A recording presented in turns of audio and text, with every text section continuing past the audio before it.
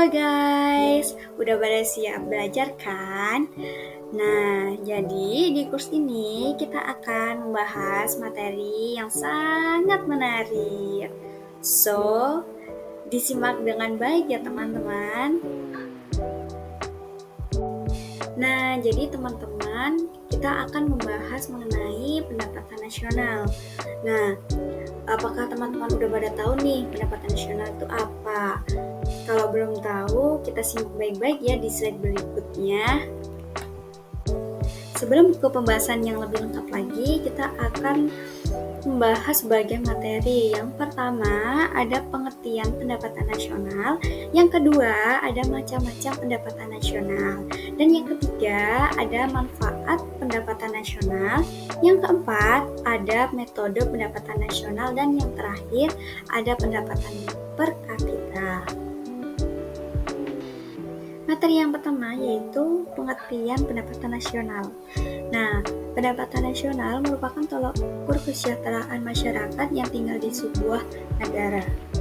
Nah, secara umum, pendapatan nasional adalah seluruh pendapatan yang diterima oleh seluruh anggota masyarakat atau seluruh rumah tangga keluarga dalam satu negara dalam kurun waktu tertentu, biasanya dalam waktu 1 tahun.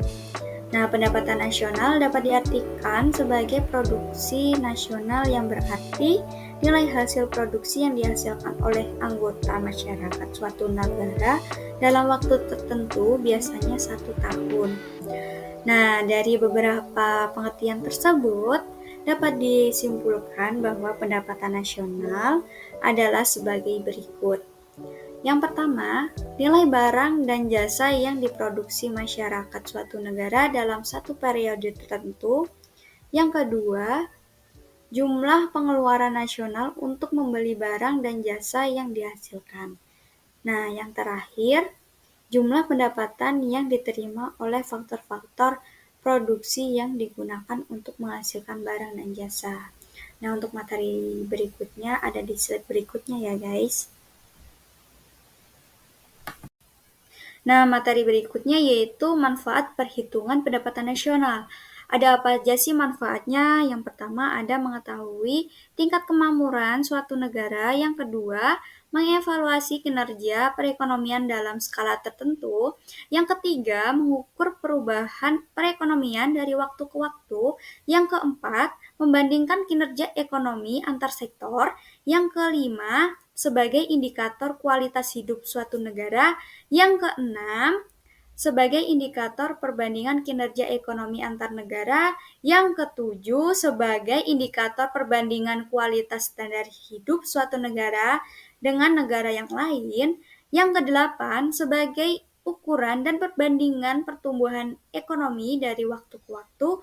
Dan yang terakhir, sebagai ukuran dan perbandingan pertumbuhan ekonomi dan kekayaan antar negara.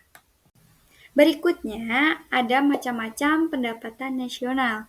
Nah, yang pertama yaitu produk domestik bruto atau PDB. Dalam bahasa Inggris, Gross Domestic Product atau GDP. Nah, pengertiannya adalah nilai seluruh produksi dihasilkan oleh unit produksi di suatu negara selama 1 tahun, baik perusahaan nasional maupun perusahaan asing yang berbeda di negara tersebut. Artinya, pendapatan produksi yang dihasilkan oleh penduduk negara yang berada di luar negeri tidak diperhitungkan, tetapi penerima produksi dari warga negara asing yang berbeda di negara tersebut justru ikut diperhitungkan.